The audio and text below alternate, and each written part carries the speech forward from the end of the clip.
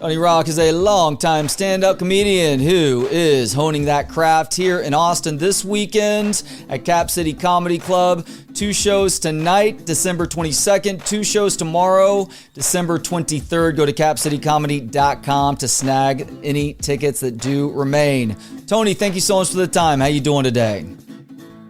I'm good, man. Thanks for having me. How's everything? Everything is great. Welcome to Austin. You've been here since yesterday. If so, have you gotten to enjoy anything about the city just yet? I've been to Austin several times. I went to, we did the show. We did one show last night, Cap City, the new Cap City. I knew that I had performed at the club before. So when I got there, I'm like, wait, this doesn't look like the club that I was. They told me they moved it. So I didn't know that. And then I went over to the Mothership. I had to check that out. And they gave me the tour. They gave me the royal tour of the Mothership. And that was pretty cool.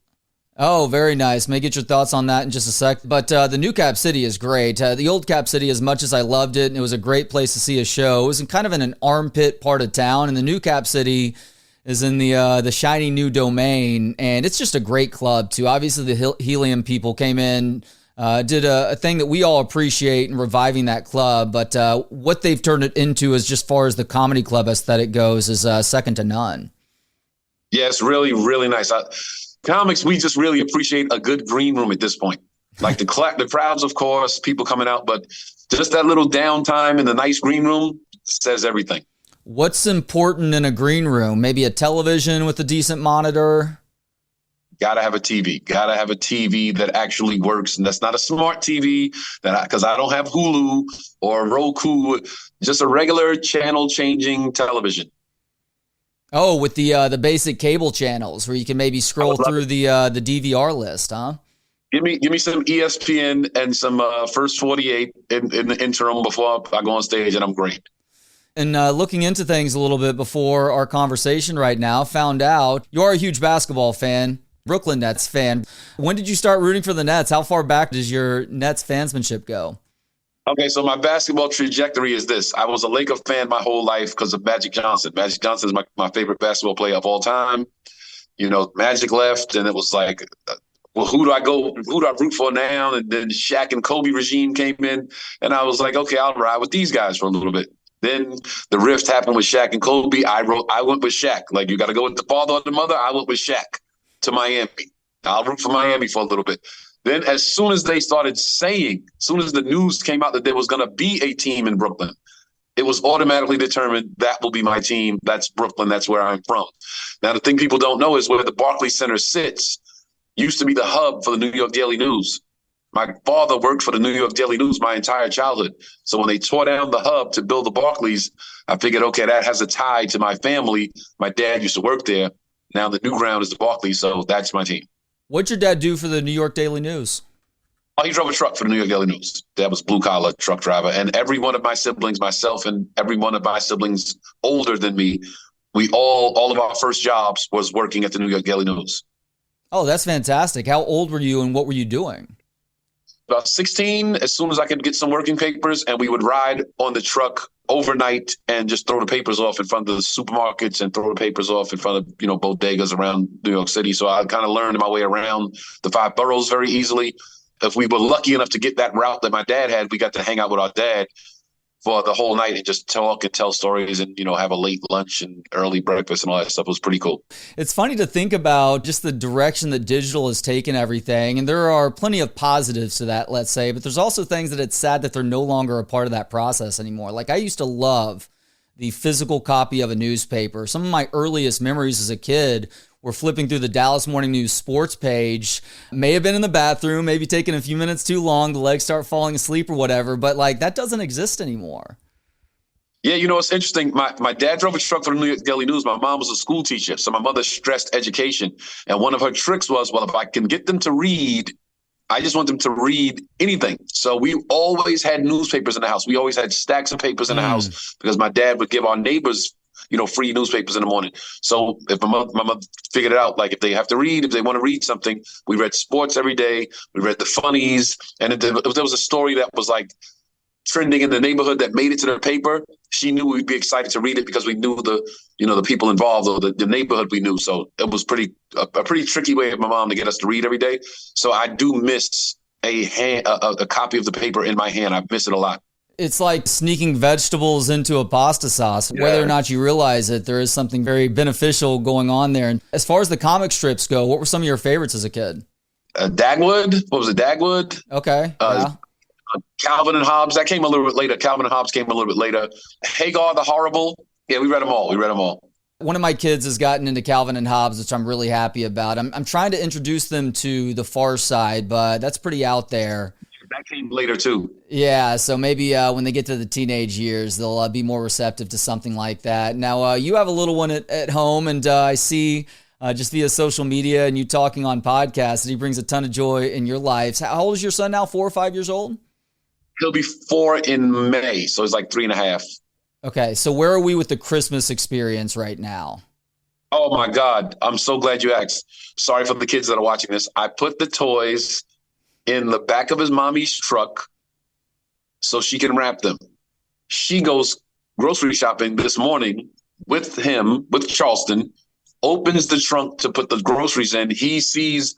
Luckily he saw one toy. He saw one toy and had to have it. Fit in the parking lot, so she had to give it to him. So he has one toy now. And when she FaceTimed me about a half hour ago, he's like, Dad, look what I got. I'm like, how in the world did this happen? That one's explainable. At least you're not having to break the whole spoiler alert for anybody with a kid in the car right now. Change the channel unless you want the lie exposed. Because eventually you're going to have that Santa Claus conversation with him. So fortunately, he only got the one and didn't see the whole shebang, so that you have to let him know the reality about Santa too, you know? You know what's interesting? A group of comics were talking about this last week at the Laugh Factory. And they asked me, are you going to tell him about Santa Claus? And I said, for what? Like, whatever he believes about Santa Claus, let him live in the fantasy. I don't know. I said, if you guys show me one grown-up that still believes that, then maybe I'll have the conversation with him. But we all know how it ends. We all know we grow out of it. And he'll grow out of it. So why not just let him have the fantasy? You're right about 30-year-old walking around like we still believe in Santa Claus. Like, you're gonna grow out of it. Absolutely. Unfortunately for my kids, when they ask me questions, I have to be completely upfront with them. And so my response to them is, do you want to know the truth or do you want to know the BS that adults are telling you? And they always want to know the truth. So I had to tell them about Santa.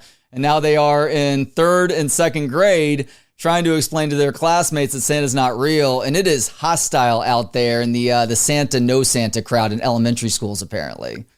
You have officially let your children ruin it for all their classmates. Yeah, it's a problem though, Tony. My kids have unfortunately been saying cuss words since way too early of an age too. But it's one of those things where it's like, I know how I speak.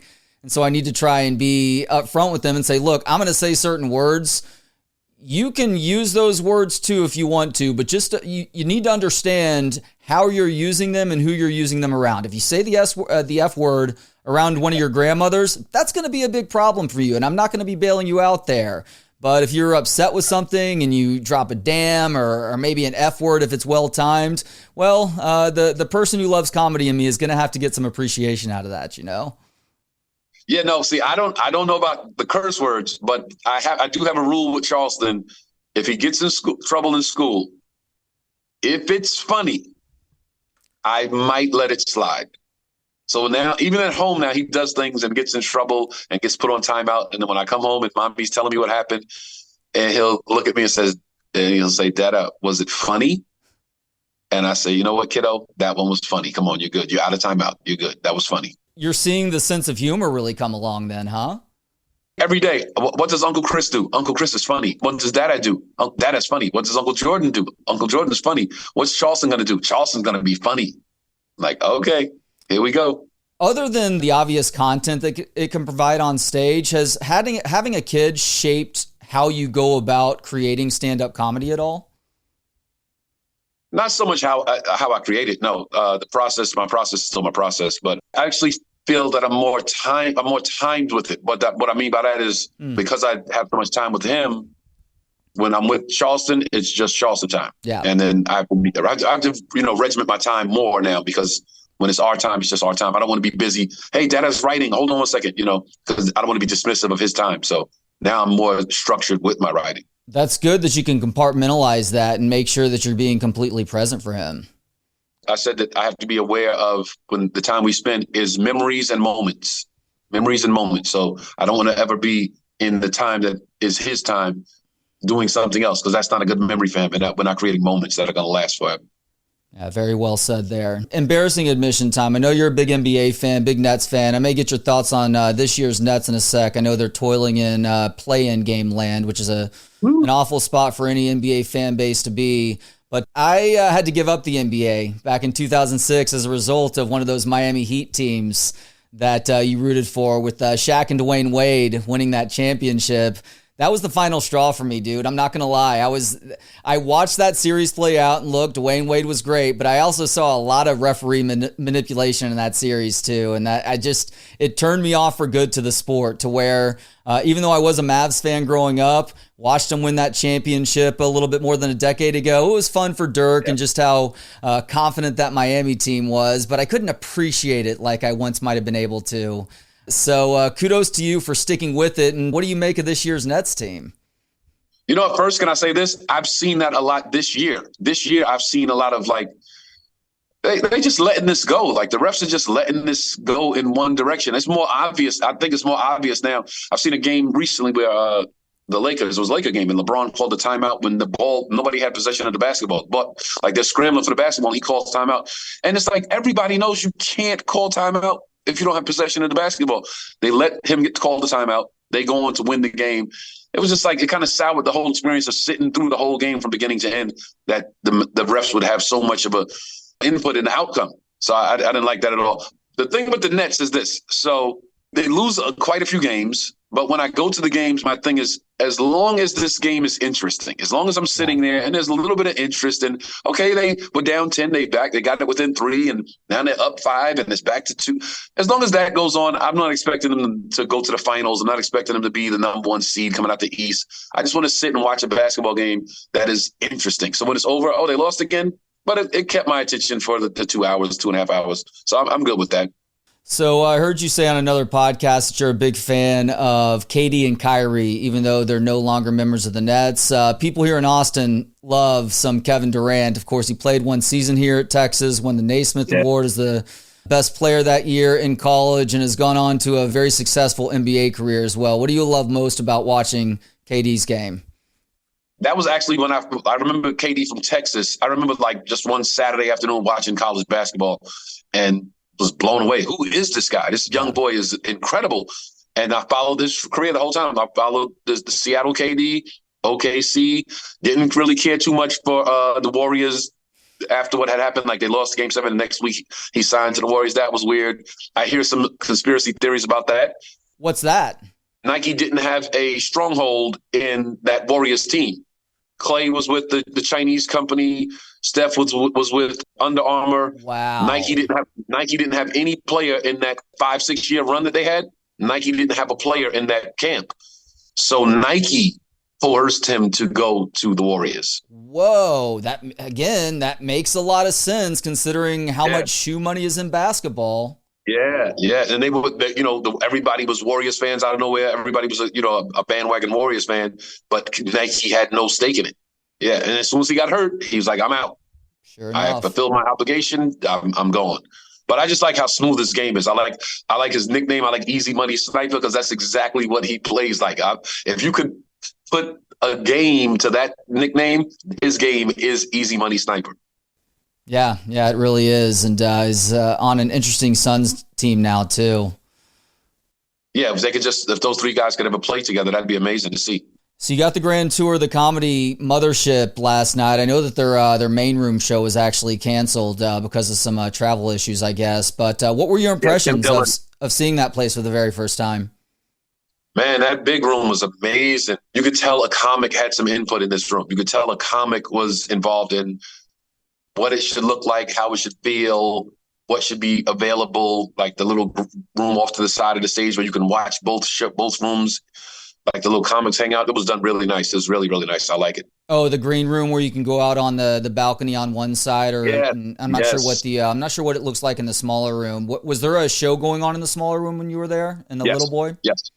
The Little Boy room and the what they call it, the fat, what was the big room called? Fat Man and Little Boy, named after the atomic bombs dropped at the end of World War II.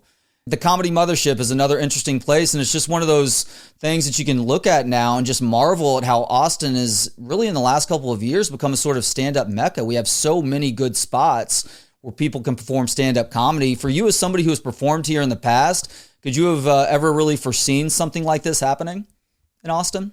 Every time I've come to Austin, I've either seen a really good comedy show or I've been a part of it. And we were talking about the Mothership, but Cap City has done very nice too. Like they're both really supportive of stand-up comedy, and I love a venue that's like for the artists, and they both have that feel like they care about the art form. It's not just asses and seats and a 2-drink minimum. They both have that feel. I've come here. I've done comedy festivals here. I've seen Dave Chappelle here. It's just amazing. Every time I come, it's like Austin's different, man. I love it. Okay, so with stand-up comedy going through a sort of golden era right now, Tony, it comes with the responsibility of helping us let people who are new to the art form know that there's certain ways to conduct yourself at the comedy club, right? Like in this clip culture where crowd work is helping people to become more popular, it is enabling those who don't know any better to shout out during shows. And we need to let people know it's not your responsibility to talk during the show. It is a performance. If the comedian wants you to talk, he will address you. Otherwise, shut up. Laugh when you need to laugh, clap when you need to clap, and don't turn it into Mystery Science Theater 3000. Yeah, you're right about don't yell out, don't make it about yourself. But I think a professional comic knows how to handle that because people will yell out a lot during my show because I'll say something about a topic and it's like, no, we don't. And it's like you either give them just ignore them or you say something that will just make them sit down. But I think professional comics know how to handle that. Like they're making they're making a political objection? Yeah. Last week, I think about something that happened last week. Last week, it was a young lady in the room and she said, I say the joke about I'm not a Trump supporter, but I do support Trump supporters because I've never seen blind loyalty like that before in my life. And the lady's just like, no, he's doing great things. He's closing the borders. And I'm like, okay, we're not going to turn this into a commercial. You can feel how you want to feel. And then the room's like, boo. And I'm like, see what you did? They started booing her. And I'm like, you see what you did? Now everybody hates you. So just sit down and be quiet. But, that type of stuff is like, you can nip it in the bud quickly if you know what you're doing.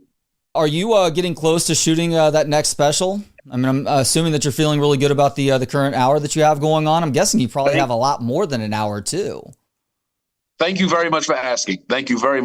So I shot a special in March of 2023. Okay. I did all the shopping and the pitching and nobody bid at it. No, I couldn't get a deal. I got very little help from management. I got very little help from my agency. I got very little help from really nobody helped out. Every dime spent to make this happen was my own money. I literally spent my own money to get this done.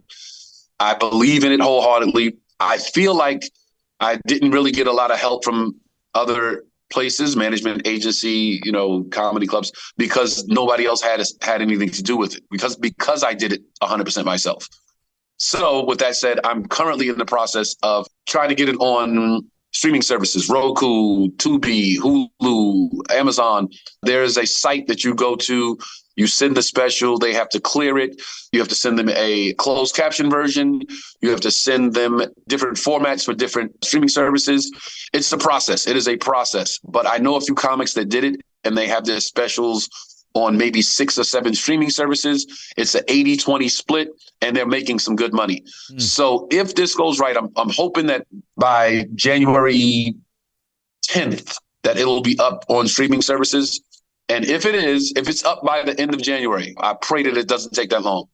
I'm ready to shoot and do it all over again myself by, I'd say, April. I'll go back in and do it all over again myself and just use that same route because I'm not going to wait on just whoever the higher ups and the people that anoint this comic as the guy. I'm not going to wait on him to say, Tony Rock can do a special. I have the material. I have the time. I have the stage presence. I can do it myself. The worst thing you did, industry, is let me realize I can do it myself. I was just about to ask you because we've seen a lot more comedians in the last couple of years just post things straight to YouTube themselves. So for whatever reason this falls through, is that the next option? Yes, I was going to go YouTube route. I was going to go to YouTube route, but I didn't have anything in the YouTube space. So I didn't want to put the special up first. If I had 1 million YouTube followers right now, I would do it no problem. Sure. But I just started putting content on. My podcast actually is on YouTube. It's on my podcast We have 2 episodes up. It's called Live from the Green Room. It's on YouTube/Live from the Green Room. Please check that out. We have 2 episodes up right now. And once that starts building, if that builds up, and I think, we have enough of a following, I'll put the special on there. Tony, thank you so much for the conversation today. I know it was a little bit random and all over the place, but I try I love it.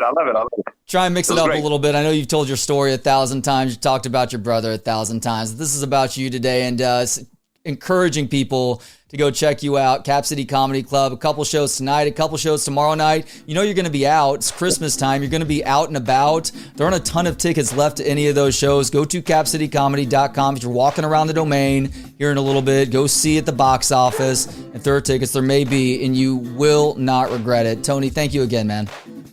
Thanks for having me, man. I appreciate it. And if you get a chance, I know we didn't talk about my brother, but go see him too. He's a good comic too. He's pretty good.